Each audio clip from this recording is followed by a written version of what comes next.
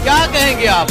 मुल्क तबाह हो गया। असल में प्यारे भाई मसला उस घड़ी का नहीं है, मैं बार बार बताता हूँ, उस बाजू का मसला है इनको, जो बाजू इमरान खान ने इनको दिया हुआ है पिछले 7-8 माह से। ये बाजू अवाम का बाजू है, ये 22-23 करोड़ अवाम जो है ये सिर्फ और सिर्फ एक ही एजेंडे पे काम कर रही है। वो नया पाकिस्तान है, वो शफाफ पाकिस्तान है, वो मुस्तहकम और खुशहाल और तरक्की याफ्ता पाकिस्तान है, वो इमरान खान का पाकिस्तान है।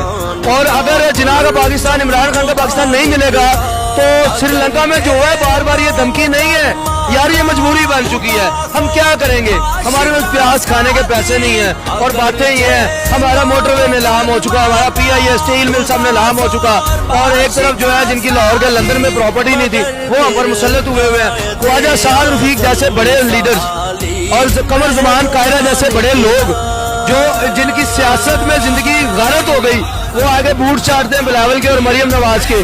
यार यही तो हम कहते हैं, ये